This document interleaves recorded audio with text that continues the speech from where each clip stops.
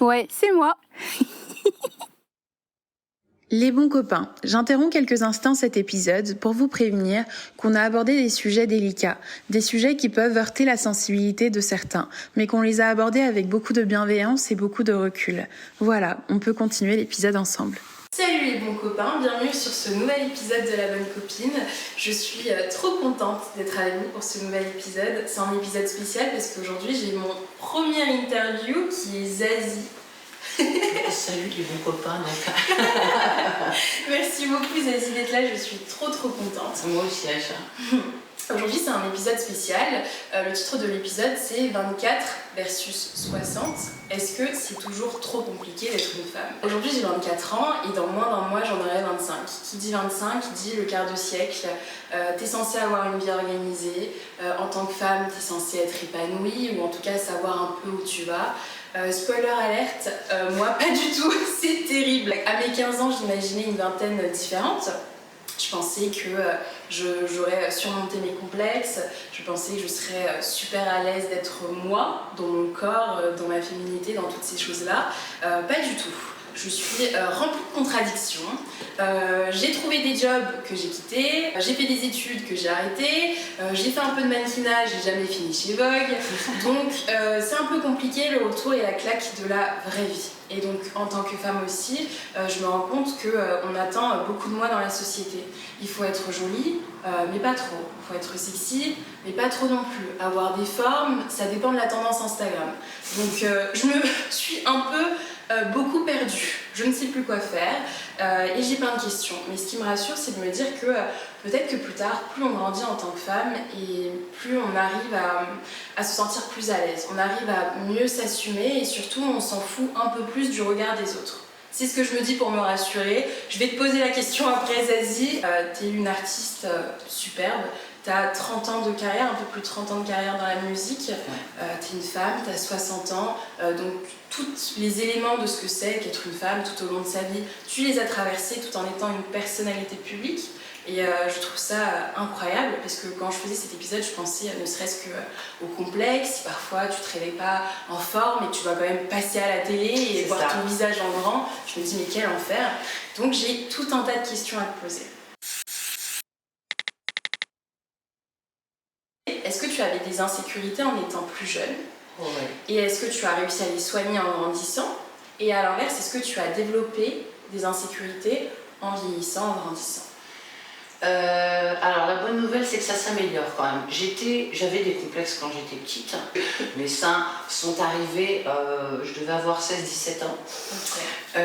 J'avais ce qu'on appelle une maturité physique très tardive. Ouais. Et surtout en plus, cumulé à ça, j'avais 2 ans d'avance à l'école. Donc je me suis arrivée larguée dans l'espace avec des toutes jeunes filles qui avaient tout de suite, c'est-à-dire que moi quand j'avais 7 ans, elles en avaient 9, ce qui veut dire que quand elles en avaient 12, j'en avais 10. C'est énorme comme différence parce que ça commençait à parler de soutien-gorge et des trucs comme ça. J'étais larguée dans l'espace interplanétaire c'est quoi ça? Ça regardait les garçons, moi je voulais juste être copine et jouer au ballon. Ouais. J'étais ce qu'on appelle un garçon manqué. C'est-à-dire que je pense que c'est la seule défense inconsciente que j'avais trouvée quand j'étais gamine. Se dire ça m'intéresse pas la féminité, nul. On m'appelait Ray Baignoire, sac à os parce que j'étais très maigre. Pas du tout anorexique, je mangeais comme un chancre mou, mais j'étais petite et maigre. Et pas formée. T'étais une enfant quoi? J'étais en bébé dans un monde de début de jeune fille. Le garçon manqué que j'étais, c'est-à-dire dans les critères comme ça, un peu planche à pain et pas très formé, est devenue mannequin à 16 ans et demi. Et en fait, c'est aussi des trucs de mode, parce qu'à l'époque c'était pas Insta, c'était des magazines et il y avait une mode des grandes, un peu androgynes comme ça.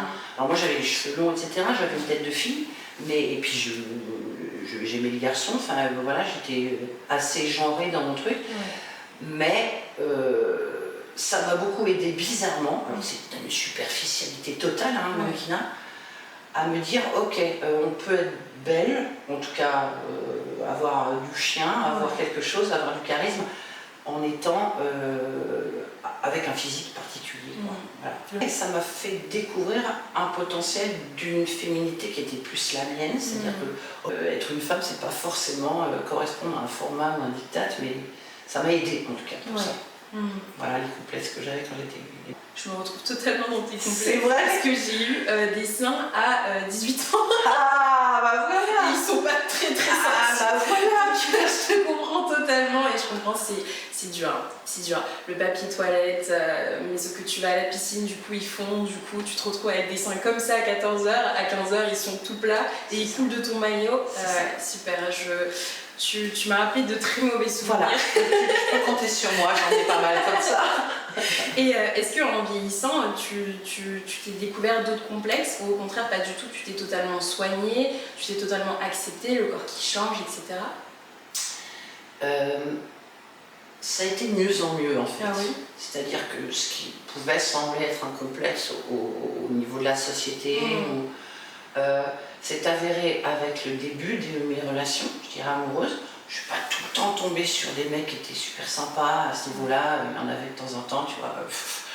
Quand je prenais un demi-kilo, qui disaient « Oula, va falloir faire un petit peu attention ». Si, ouais. Bon, ceux-là, ils n'ont pas fait long feu, autant dire. J'avais mon petit caractère quand même. Mais aussi dans le regard des hommes qui m'ont aimée, on ne devrait pas attendre ça pour s'aimer. Comment on gère les insécurités quand on est une personnalité publique? Comment, quand tu sors de chez toi, que tu as tes insécurités, tu vas à la télé, tu rencontres des fans dans la rue, etc. Comment on gère ça?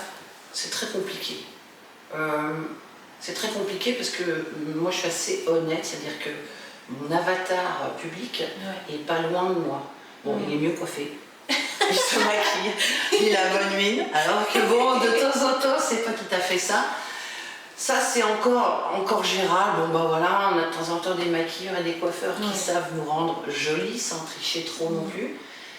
Le plus difficile, c'est quand on a une vraie peine, une vraie douleur, une vraie insécurité.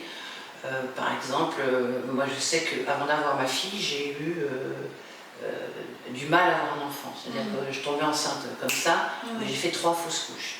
Et voilà, donc une 3e fausse couche, et t'as rendez-vous pour aller à la télé, défendre une chanson très joyeuse en plus.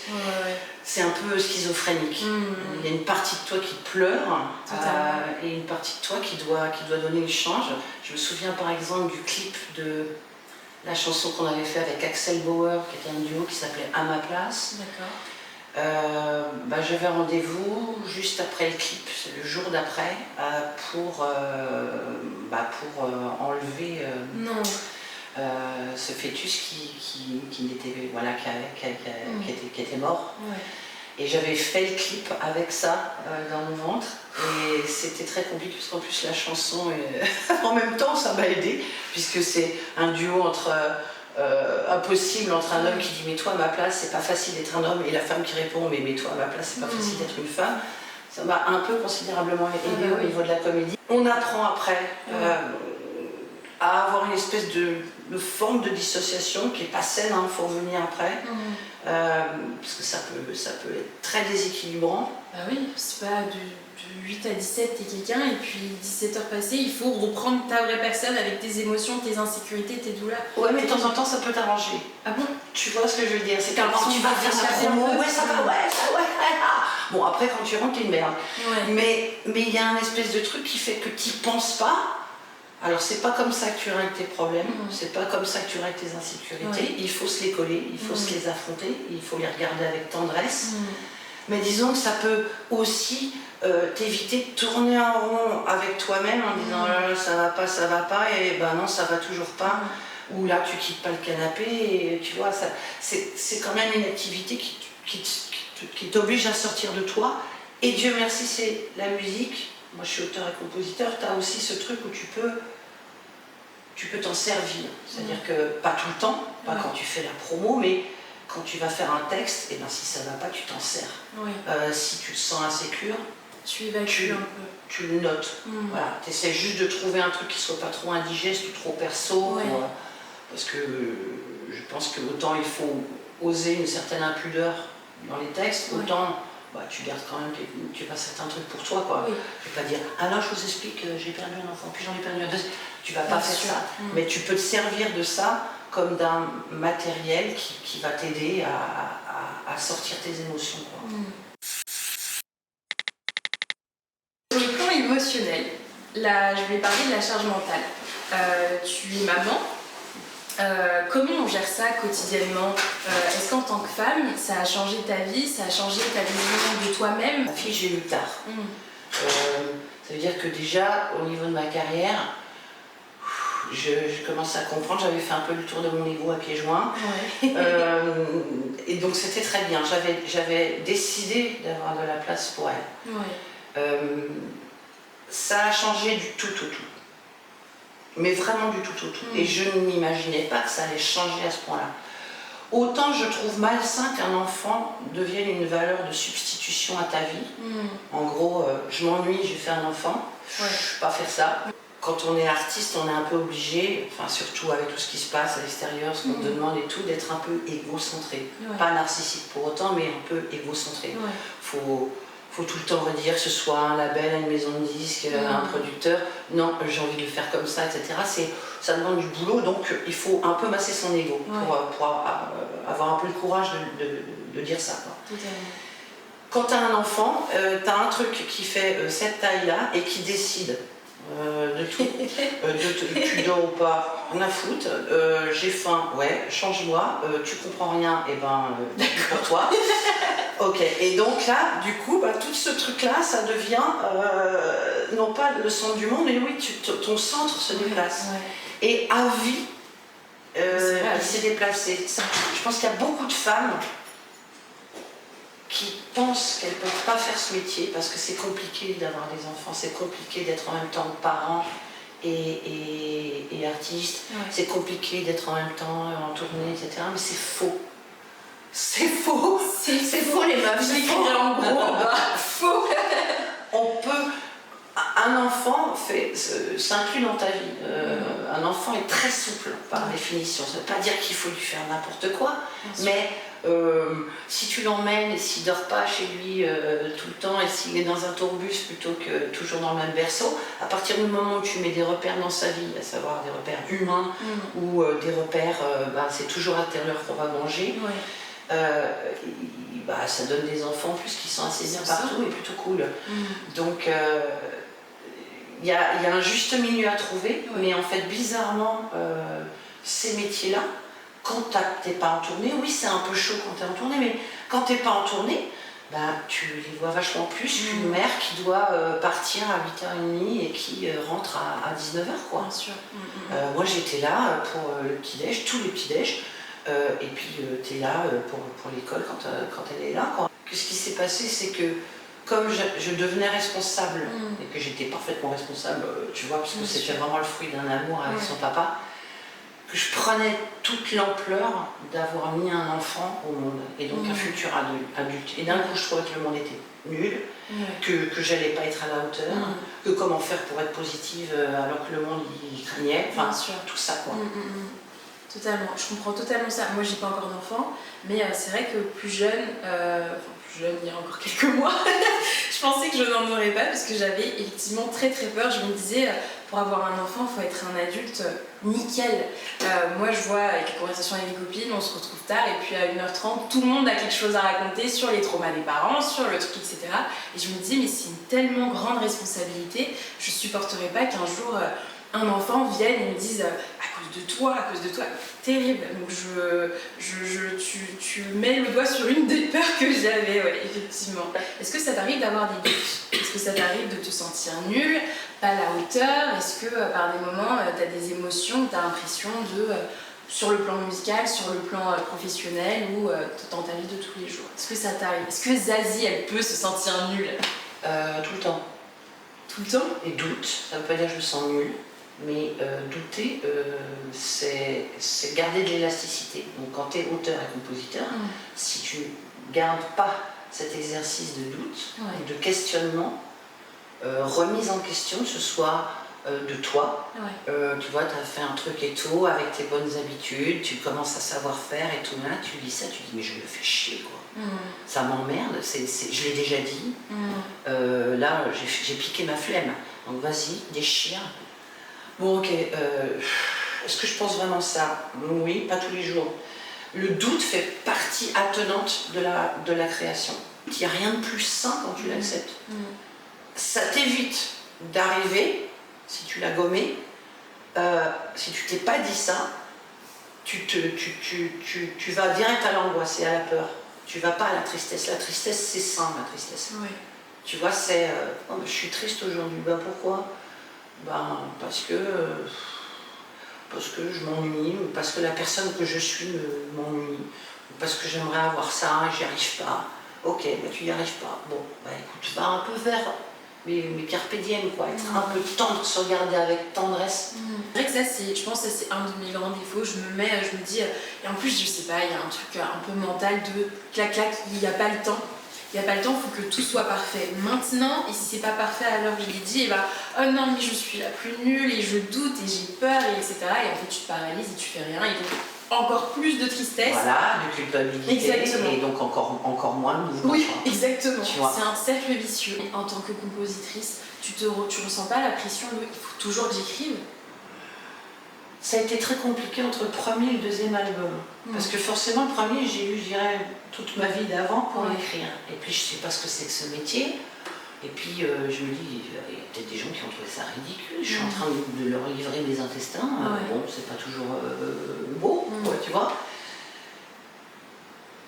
Et ça a été très compliqué de me dire, attends, c'est donc un métier. C'est-à-dire que me dévoiler un peu, tu vois, avoir cette sorte parfois d'impudeur, c'est donc un métier. Ça me paraissait fou, quoi, tu vois. Donc pendant j'ai mis 3 ans à faire celui d'après, j'ai vraiment pris mon temps, parce que j'étais un peu perdue en me disant, mais je vais parler de quoi là, je sais plus. Tu vois, j'ai l'impression que je savais plus faire une chanson. Il y a des artistes qui sont très prolixes, tu sais, ils ont toujours des chansons d'avance et tout. Moi, pas du tout.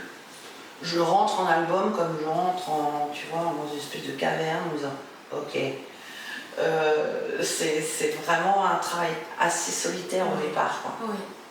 C'est super intéressant, parce que c'est ce que je me disais, mais attends, mais t'es compositrice, t'es interprète, je ressens pas, enfin j'aurais l'impression que surtout que ça a bien marché, donc tu te dis bah là ça a bien marché, faut que le prochain marche, donc il faut que j'écrive, il faut que je sois toujours au top.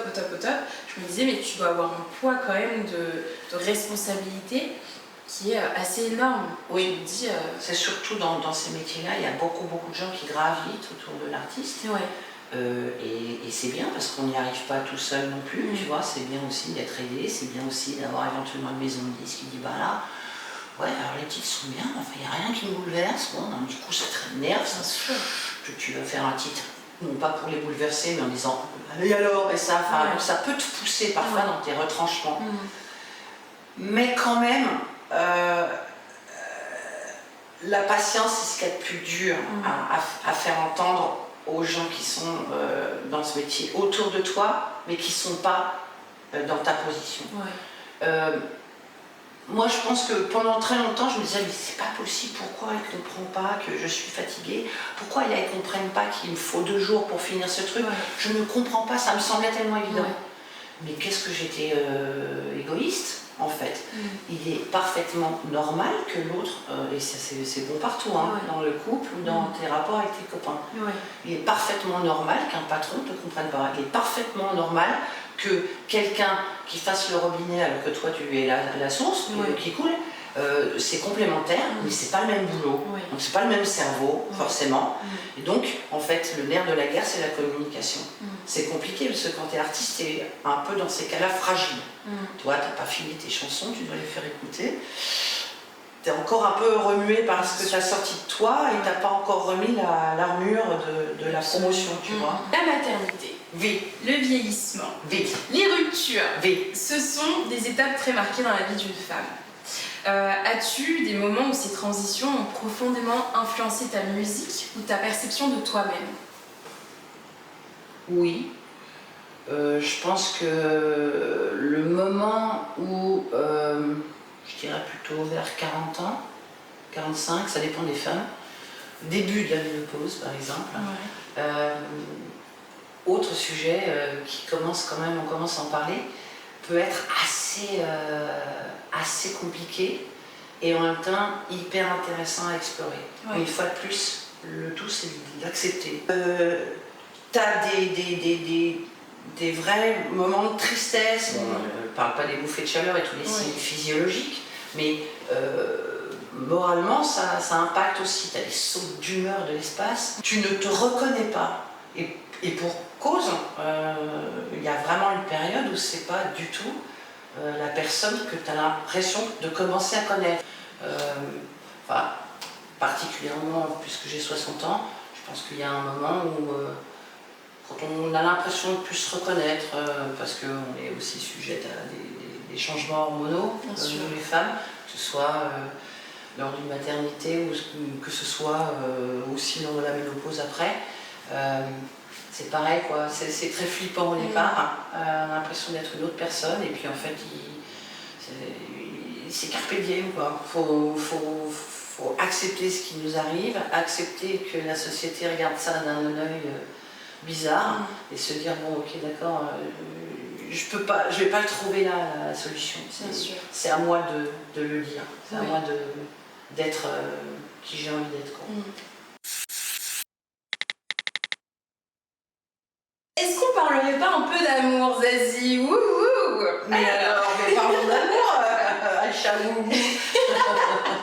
Est-ce que tu es en couple? Non. Par choix? Pas par choix? T'aimerais être en couple? Ouais, je sais pas. Ah ouais? J'étais en couple à peu près toute ma vie. Des histoires longues et jolies. Pas que, mais aussi. 8 ans, tu vois, des vraies bonnes grosses périodes. Tu fais partie de ces gens qui se mettent en couple genre 10 ans à chaque fois? Non, alors au début non, hein. J'avoue, on était plutôt dans les 6 mois. Mais je me cherchais un peu, où j'avais l'impression d'être un peu regardée comme mannequin et pas tellement comme j'étais. Après, j'ai le père de ma fille, même avant, j'ai eu des histoires assez longues. Et donc ça peut paraître très dur ce que je vais dire, mais j'ai joué au couple. Enfin, j'ai été cette femme qui remplit le frigo, etc. machin.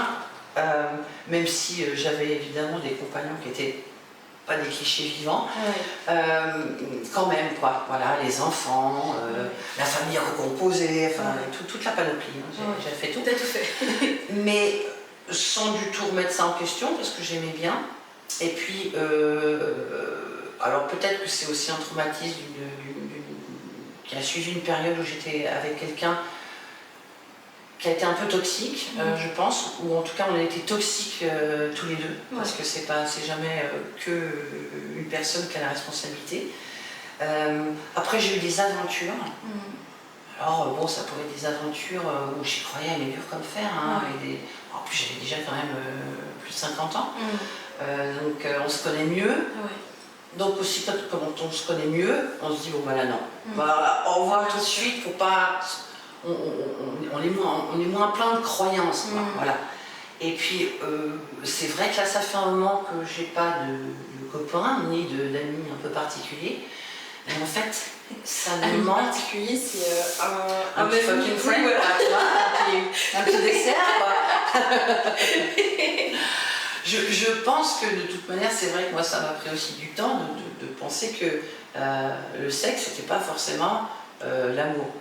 Que c'est vachement plus cool quand tu le fais avec quelqu'un que t'aimes et qui t'aime, mais que de temps en temps tu veux mettre tout. Y compris ton bagage et tes semi-remords de névrose, en disant mais il faut que tu aimes tout, gars, tu vois. Et moi là en ce moment, je suis bien sans. S'il y a quelqu'un qui me fait un petit truc, je m'y pencherai. Mais je ne m'éloigne pas de ça. Mais je pense qu'il y a des périodes aussi où où la solitude c'est vachement bien. Alors c'est vrai qu'à 60 ans c'est plus compliqué, c'est vrai que le regard des autres et que la société trouve une femme aux cheveux blancs souvent moins croustillante et moins sexy. Moi je ne me sens pas moins sexy, je me sens sexy différemment. Mais je trouve qu'on dit aussi, alors ça c'est peut-être aussi un point de vue d'une femme de 60 ans, mais on met trop le couple là, comme si c'était la réponse absolue à tout. J'ai un épisode là-dessus justement où moi dans ma famille, pour les femmes en tout cas, le mariage, le couple c'est une fin. C'est le but de toute une femme, c'est d'être mariée, d'avoir tes enfants, etc. Et c'est toujours, vu que j'ai grandi dans ça, c'est toujours quelque chose qui m'a dégoûtée, que j'ai voulu repousser. Mais à côté de ça, je suis une grande amoureuse de l'amour. J'ai fait Elle juste pour pouvoir lire en cours des histoires d'amour. Et ça m'a réconfortée et j'ai adoré ça. Et je me suis aussi méfiée de moi. J'ai pris conscience aussi du fait que, déjà l'amour c'est pas comme dans les livres, mais en plus de ça, vouloir trop ce qui est beau et ce que tu as lu, sort des côtés de toi qui sont pas très sains, où tu vas avoir un peu des lunettes face à des situations un peu alarmantes, plein de choses comme ça, et je me retrouve totalement dans ce que tu dis. C'est ce que j'ai compris il y a pas longtemps, il y a un mois. On fantasme l'amour, ce qui est bien normal au départ, faut pas s'en vouloir, tu vois, mais c'est aussi parfois comprendre que tu veux coller une personne idéale, ton idéal de l'autre, alors que non, il ou elle n'est pas ça. C'est vrai. Et parce que déjà toi, c'est la même chose aussi, en sens inverse. Moi j'ai eu la chance quand même de pouvoir vivre avec des hommes où on s'était bien aperçu qu'on n'était pas le fantasme absolu du départ. Donc c'était peut-être, ça passait par des moments un peu déceptifs, mais que ce qu'il y avait après était vachement bien aussi. C'était peut-être moins le truc, la passion et tout, mais qu'il y avait une connaissance de l'autre, une connaissance de soi qui est quand même cool et sweet, quoi. Voilà. Totalement. Déjà, c'est quoi ton type d'homme? Genre, t'aimes quoi comme chez un homme? Parce que la question c'est, est-ce que en fonction de l'âge, t'as l'impression que t'as changé de type d'homme? Mais non, c'est ça le problème. Il faudrait que je me mette le même avec des cheveux gris, des cheveux gris. Tu vois, c'est ça le truc. La vieille cougar, quoi. En fait, moi, il y a un truc, je ne sais pas pourquoi, depuis que je suis toute jeune, j'aime bien les mecs, alors c'est peut-être aussi parce que j'ai vécu dans mon enfance dans les années 60, le côté un peu jésuitnique, tu vois, au néobab maintenant, au machin avec les cheveux longs, et c'est trop bien le surf. Le bon cliché, quoi. Sa chemise large. J'avoue, je craquais un peu. Bon, ce qui est très drôle en même temps, c'est que j'ai eu des mecs qui ressemblaient pas forcément à ça tout le temps. Ah oui. J'aime bien les hommes aussi qui n'ont pas peur d'une certaine féminité en eux. Ils ne sont pas dans des clichés de ça ne veut pas dire qu'ils sont mal gaulés, hein, mais j'aime bien en fait une fois de plus un idéal masculin, c'est pas forcément ce qui te va, quoi. Donc ton idéal masculin ça peut être juste une imagerie parce que tu trouves ça beau, esthétiquement parlant c'est beau. Bon. Après, si le gars il est con comme un. Je reformule. Je connais. Si le mec il est vraiment benet, ton idéal il va tomber en 2 secondes, quoi. Pareil pour la beauté. Je pense être aussi formatée parfois à aimer une forme de beauté.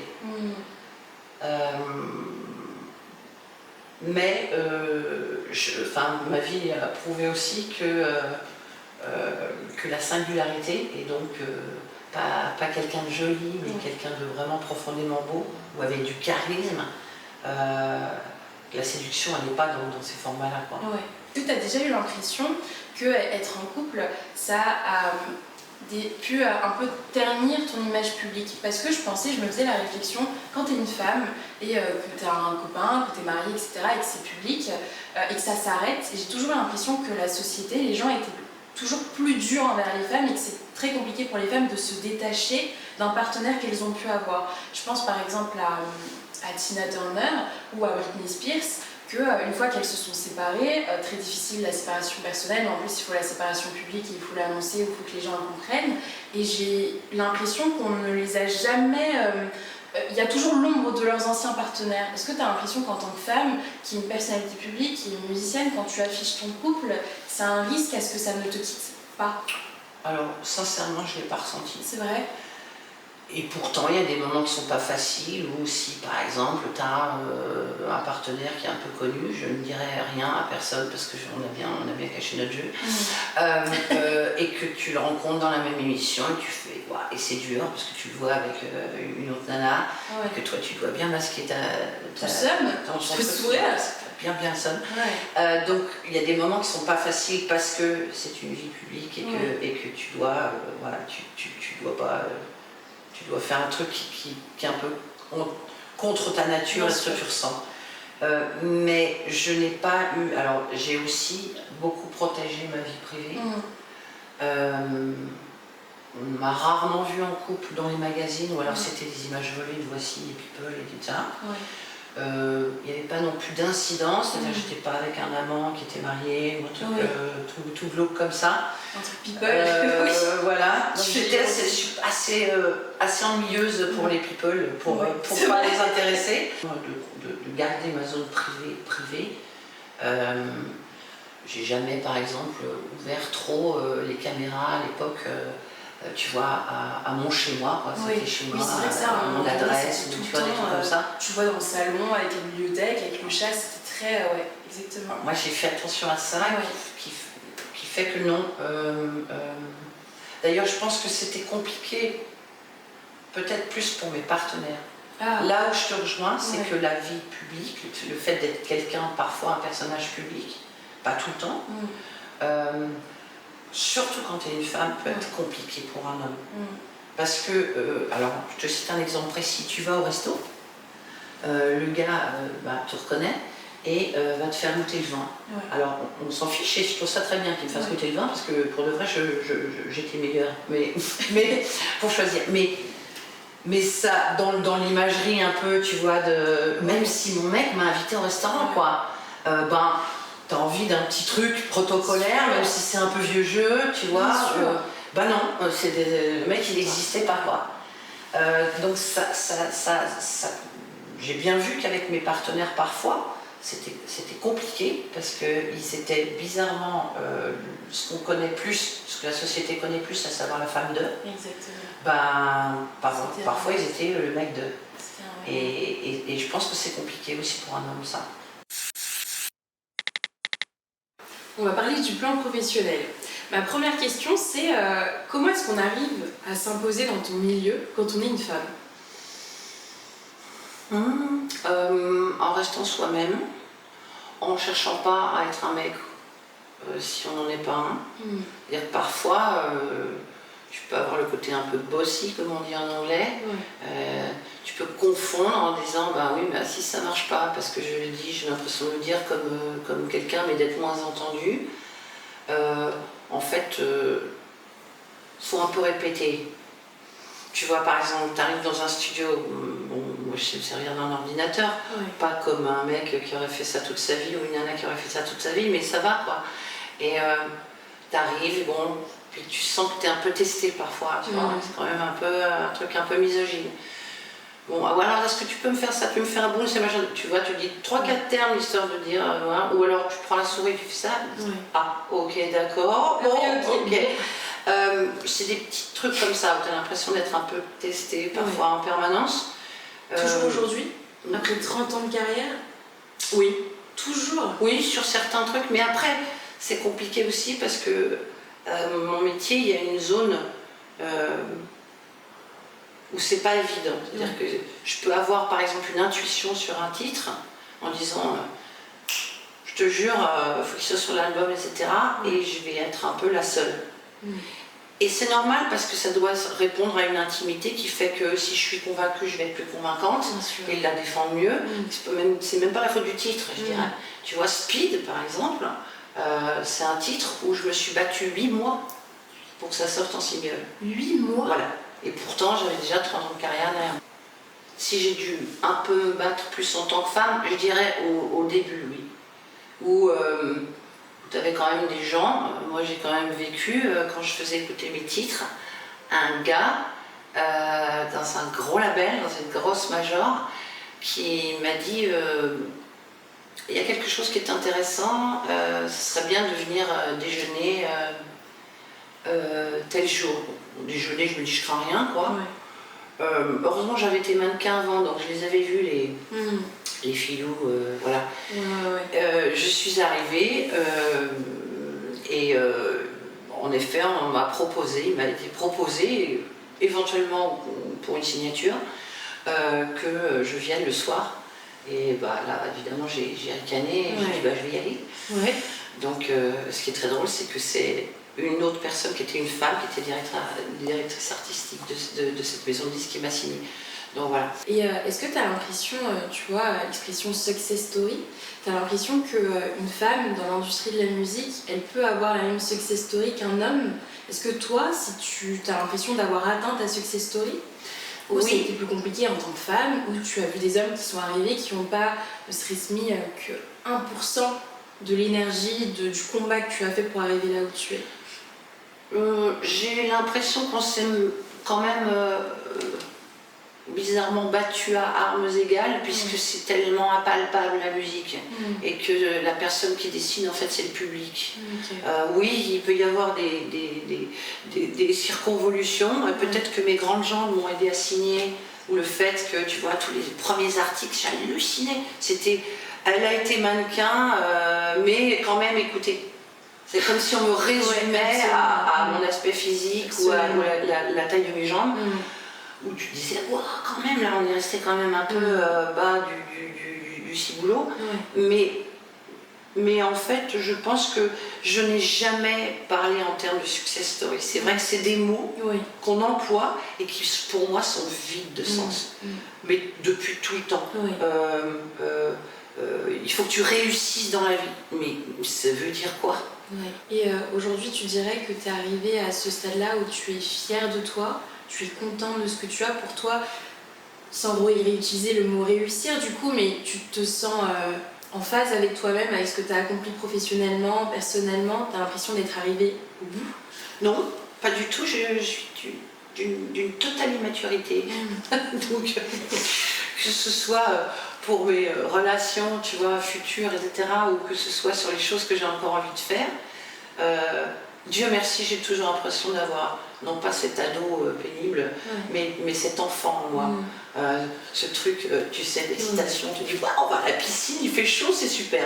Et donc, je ne sais pas jusqu'à quand j'aurai envie de cette exposition, de cette surexposition médiatique, mais je sais que de la musique, j'en ferai tout le temps, pas forcément professionnellement, mais où j'aiderai des gens, je ferai des textes pour les autres, mais je sais que c'est aussi, enfin, c'est pas de la sagesse, mais garder une forme, peut-être pas d'immaturité, mais en tout cas de naïveté par rapport au monde, même par rapport à moi. C'est pour ça, oui, je sais que j'ai réalisé des choses, mais j'ai l'impression que j'ai pas fait le tiers du quart. Enfin, j'ai un appétit encore, tu vois, de faire des choses. C'est super. Est-ce que tu as eu l'impression que tu as eu un traitement différent du public et des médias quand tu as commencé à porter fièrement tes cheveux blancs? Quand tu as commencé à vieillir, est-ce que tu as l'impression que le public réagissait favorablement? Les maisons de disques, elles étaient toujours derrière toi? Ou la vieillesse a eu un impact dessus? Je pense que, en tout cas de ce que j'ai pu en percevoir, le public s'en fichait un peu. Oui, il y a eu des petits commentaires, mais comme je passe pas ma vie sur Insta ou à regarder les réseaux, parce que je pense que c'est très, très toxique. Les réseaux soucieux. Les réseaux sociaux. C'était plutôt bizarrement assez positif en grande majorité. Genre, ah ouais, mais c'est bien, elle a du courage, bon voilà. Pour le métier et pour les médias, ça a été une autre paire de manches. C'était dingue. J'ai halluciné. Ça a commencé, j'ai commencé par une mèche en me disant tiens ça va être marrant, j'arrête les teintures là parce que là celle-là elle était bien blanche, je trouvais ça joli. Mais alors ça a commencé par mon entourage autour dans le label, etc. Oh, tu es sûre quand même? En gros, ma chanteuse, elle n'a pas d'âge, il faut qu'elle reste comme ça, quoi. Et je trouvais ça mignon en même temps. C'était une espèce de... C'est comme si j'étais immortelle, il fallait que je reste. Et je pense qu'en fait, ce qui choque les gens dans le fait d'avoir une femme d'assumer sa couleur, les cheveux gris, c'est la propre notion de sa mortalité. C'est pas le fait que, voilà, quand quelqu'un dit oh là là, elle a pris cher, il y en a qui disent ça, ouh là là, pourquoi elle a fait ça? J'ai même des copains qui m'ont dit mais t'inquiète pas, tu peux quand même te les reteindre quand tu veux. Je leur dis vous m'aidez pas beaucoup, hein, les gars. Les copains. Ça m'a donné, en effet, au niveau de la société, et même moi, de temps en temps, je me regardais en me disant oh là là, je ressemble à ma mère. Non pas que j'aime pas ma mère, mais j'avais pas envie de lui ressembler. Un coup de vieux. Où je me réveillais en me disant oh, on dirait Daniel Guichard. J'aime bien Daniel Guichard aussi, mais tu vois, j'avais pas envie de lui ressembler au niveau de la coupe de cheveux en plus. Où ça a été même moi compliqué de continuer à assumer ma décision. Mais je me suis dit que ça allait être salutaire en fait. De prendre de l'avance au moment où j'ai l'impression que ça va encore changer une petite fraîcheur. Et d'apprendre moi déjà à apprivoiser ça pour mieux pouvoir le renvoyer à la société en disant je vous emmerde. Ou ne vous inquiétez pas, je suis en pleine forme, c'est juste du gris. Vous savez le truc que vous voyez les mecs et vous trouvez qu'ils sont vachement sexy, eh ben c'est pareil. Ça. Mais je pense que ça c'est vraiment quelque chose qu'on voit beaucoup en Occident et en France, parce que par exemple, moi je suis sénégalaise, malienne et congolaise. Et il n'y a pas ce truc-là, non? Non, et au Congo, ma mamie, quand elle a fêté son anniversaire, c'était une fierté pour elle qui est ses rides, qu'elle soit vieille, qu'elle soit devenue âgée, parce que ça veut dire que tu as vécu de la sagesse, tu as de la sagesse, donc c'est que de la joie, là où ici, dans un pays comme la France, on te demande de masquer tout ça à travers le maquillage, à travers des teintures, etc. etc. C'est vachement intéressant. Tu as l'impression que tu crées un peu, peut-être pas créer, mais que tu permets aux femmes. Est-ce qu'il y a une espèce de combat derrière ça? Oui, il y a un vrai combat. Il y a un vrai combat et qui n'est pas facile tous les jours. Comme je te disais, il y a des jours où je me dis, j'aurais pas un petit tube de teinture là. Mais je me l'impose parce que, alors c'est peut-être idiot, mais je me dis que puisqu'on est comme ça sur cette espèce de surexposition, autant en faire quelque chose. C'est magnifique. C'est vrai que quand on tape Zazie sur Google, les premiers articles c'est cheveux blancs, cheveux blancs, cheveux blancs, cheveux blancs. C'est fou, c'est quand même une dinguerie. J'ai trouvé ça hallucinant. Si tu pouvais parler à toi, jeune fille de 20 ans, qu'est-ce que tu te dirais? Reste immature, comme je t'ai dit avant. N'oublie pas l'enfant qui est en toi.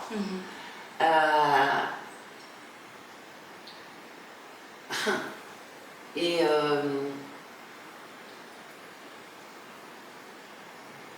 qu'est-ce que la jeune fille se dit? Parce qu'en fait j'étais assez légère et n'aie pas peur de tes démons, de ta tristesse quoi. Tu vois, mais pas la chape de plomb, on fait pas cocotte minute là-dessus. Parce que je pense qu'à cet âge-là, de temps en temps, on a trop envie d'être cette personne parfaite qu'on fantasme être. Et on est trop exigeant envers soi-même. Absolument. Et qu'on peut péter un câble à force d'être comme ça, parce que ça va forcément générer du malheur, puisqu'on ne sera jamais cette personne-là. En revanche, on peut s'en approcher. Donc regarde-toi avec un peu de patience et un peu de tendresse, quoi. Alors j'ai posé sur mon Instagram, j'ai posé des questions à mes abonnés et je leur ai demandé ce qu'ils aimeraient te dire sans savoir que c'est toi Zazie. Et j'ai eu plein de questions. La première question c'est par pitié, demande-lui comment on gère une rupture. Alors comme si j'étais docteur, ça se voit tant que ça que je me suis fait larguer ou que j'ai largué. Forcément, alors je suis pas la meilleure placée pour dire ça. Ça dépend si tu te fais larguer ou si tu largues. C'est pas forcément plus confortable d'arrêter une relation avec quelqu'un parce que tu culpabilises en plus. Tu gères ça comme tu peux. Franchement, sincèrement, j'ai pas de leçon à donner là-dessus. Simplement se rappeler que là t'es triste, là t'es triste, mais que ça va passer, et que si ça passe pas, il y a des recours qu'il ne faut pas hésiter à faire, aller voir un psy, s'aider, voilà, on va voir un médecin quand on a mal à la gorge, on peut aller voir un docteur de la tête qui va nous aider à comprendre, parce que souvent qu'est-ce qui se passe quand on a une rupture, c'est un échec. Si en plus on a été largué, on a un espèce de syndrome d'abandon, qui évidemment n'est pas que l'abandon d'une personne, mais on a l'impression que c'est tous les moments depuis qu'on est né où on a eu l'impression que maman ne regardait pas assez, que papa n'en avait rien à foutre et préférait l'autre enfant, j'en sais rien moi, de la vie, et que ça réactive ça. Donc la rupture, ça réactive des sentiments qui sont au milieu désagréables et qui sont atroces et difficiles à vivre. Mais en fait, cette réactivation, elle est passagère. Alors l'autre question c'est comment ton rapport à la sexualité a évolué avec l'âge en tant que femme?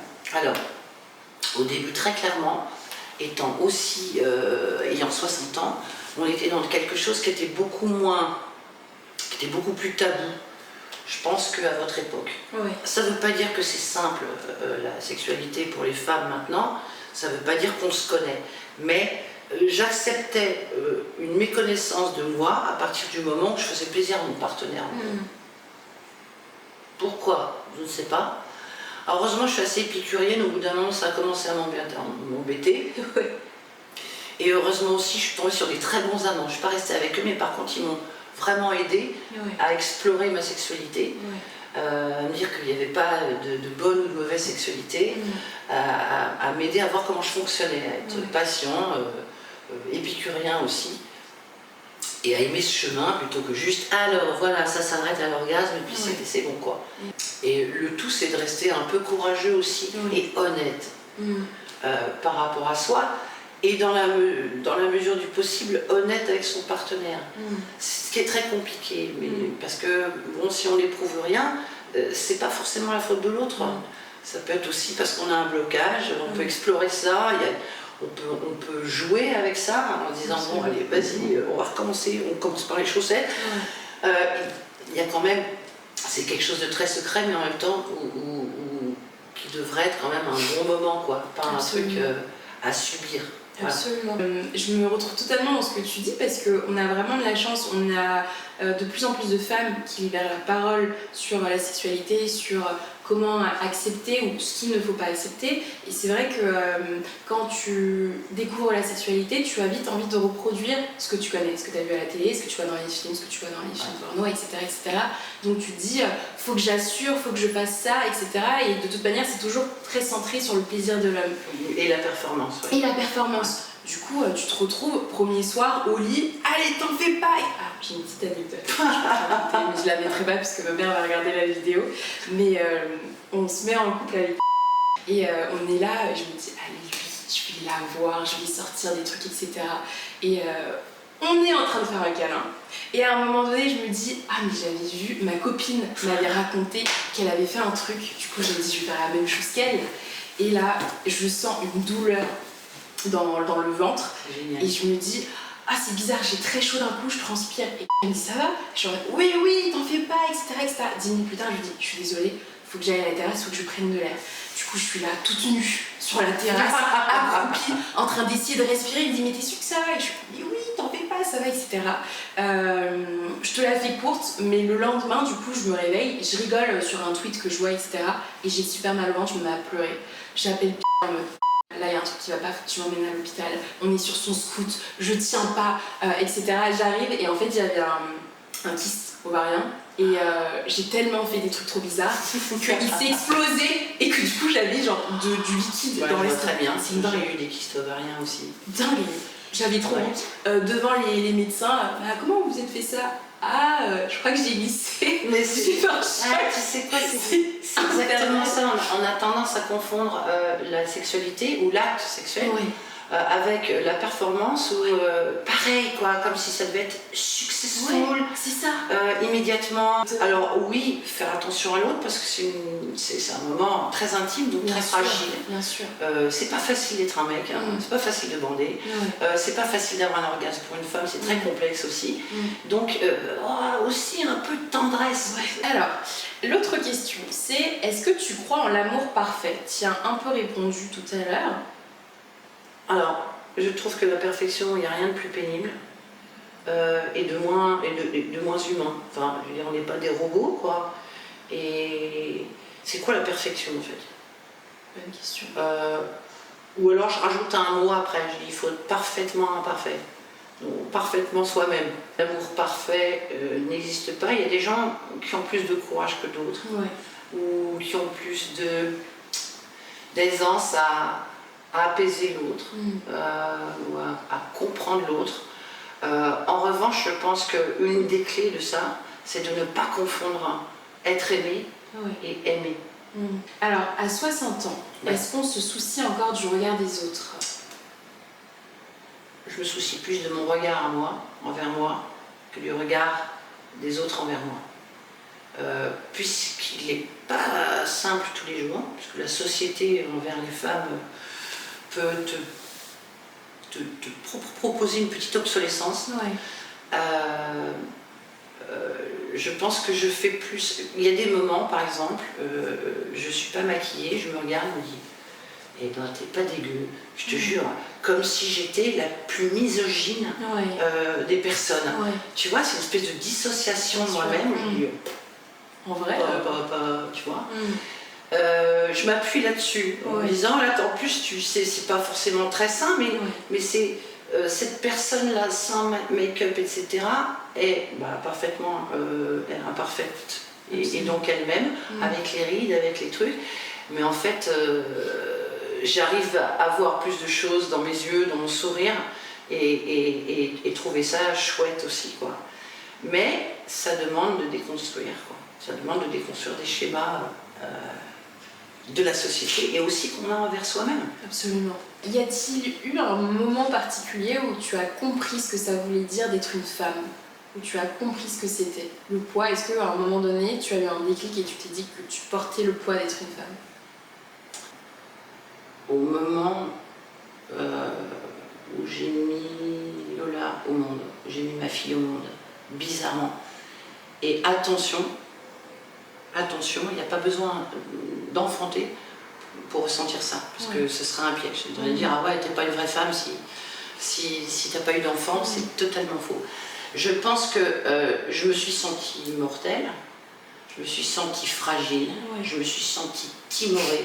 À partir du moment où j'ai eu Lola, j'ai eu conscience en fait de ce qu'une femme a de différent sur... tu sais quoi, j'ai fait un texte qui était demandé par Calogero, qui me dit, je voudrais fais-moi un texte qui me dise, je voudrais me substituer à une femme. Je voudrais que les femmes comprennent que je peux aussi penser comme elles. Et je lui ai fait une chanson qui s'appelle Me dit-elle, où en fait c'était une liste, je voulais que ce soit fun et digeste pour les gens. Je disais, bah ouais, alors me saouler toute la nuit, je sais faire, porter un fusil, machin, non. Ça, oui. Le tour du monde solitaire, je sais faire, je te remercie, etc. Donc les histoires de blondes, ok. Et juste le pont, en fait, je voulais vraiment arriver à ça. Et je lui faisais dire, mais il a bien voulu le dire, les femmes sont, me dit-elle, les gardiennes éternelles de toute l'humanité puisqu'elles l'ont portée. Et en fait, en gros, j'ai vraiment l'impression quand même que tu aies porté un enfant ou pas, que quand tu as mis au monde, non pas un bébé pour faire un joujou avec oui, c'est trop mignon, mais un futur adulte dans un monde qui est compliqué, tu as un peu plus de respect pour l'humanité et tu la célèbres un peu plus. Donc, ce serait pas mal que les femmes soient au pouvoir, parce que je pense qu'elles ne confondraient pas comme les hommes le pouvoir et la puissance. On est puissante, mais voilà. On manque encore un peu de pouvoir. Et bah écoute, c'est la fin de ces questions. C'est bien, vache. C'est magnifique comme quoi. Merci beaucoup, Zazie. Merci à toi. D'avoir été là. C'était un super moment. T'es ma nouvelle bonne copine. Ouais, ça marche. Je suis contente, j'ai une copine qui a 25 ans. 24. Encore 25, encore 25. Yes. Je t'inviterai à mon anniversaire dans un mois. S'il te plaît. Ah bah attends, ton demi-siècle. le Quart de siècle. quart de siècle. Ouais, Quart de excuse-moi. siècle. Oui, là sinon, on repart sur un autre épisode. Je vous fais plein de bisous. Merci beaucoup les bons copains et à très bientôt. Salut. Bisous.